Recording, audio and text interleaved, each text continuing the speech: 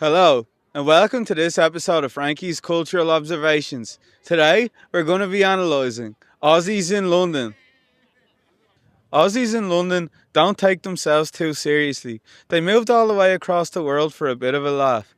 With no real plan beyond finding a job that doesn't feel like one and a flat share that vaguely resembles student dorms, London seemed like a great place to delay adulthood, hang out with other Australians, and live the exact same way they did back home, just with worse weather and less spiders. Crikey. Aussies in London move in packs, migrate in droves, and establish their colonies in every southwest London borough, listening out for other Australian accents to interrogate them about what school they went to before absorbing them into the group chat. These Tasmanian devils are strong believers in community, seeking refuge from the sunny shores of Bondi Beach to shackle up in Stoke Newington with 15 other identical Aussie blokes named Jono or Matty or Kit. Aussies in London have turned denial into an art form. They wear shorts in the winter and have no idea they're an alcoholic. These trouserless Tim Tams do everything upside down.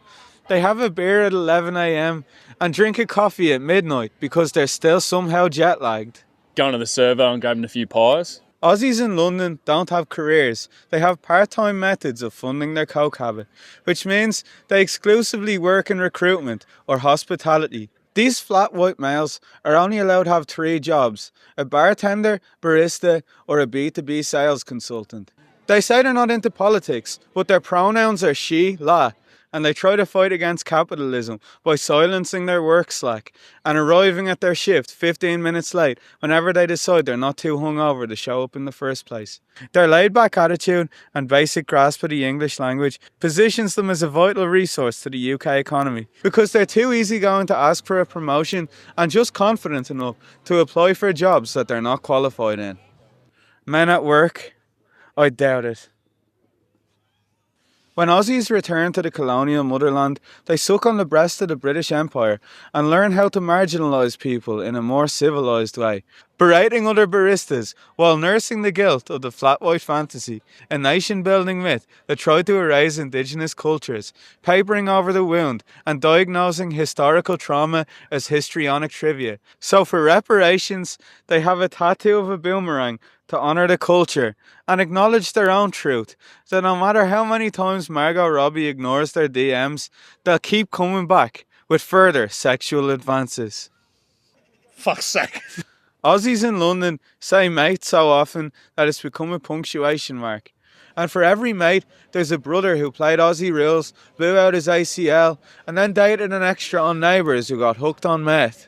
If you see a man with a mullet and a six-pack walking through Clapham Common, he's either the straightest Sydney bloke or the meanest circuit gay you've ever locked eyes on. There is no spectrum. This is the true binary the far right don't want you to know about. Without gauging their flexibility, it becomes impossible to decipher a fist pump and a bintang from a sniff bump and a big nang. Until they let the cunt kitty out of the Versace bag and declare their beef with Troye Sivan for sleeping with all their friends.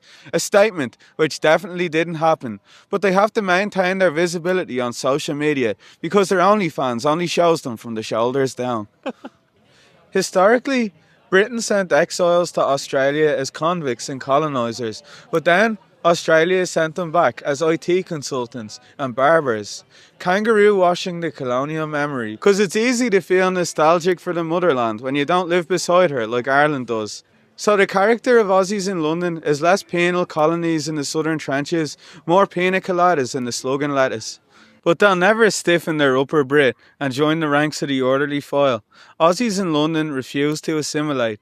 They haven't spoken to an English person since they got here, and they got here 5 years ago on a 2-year visa, which is technically the longest relationship they've ever been in.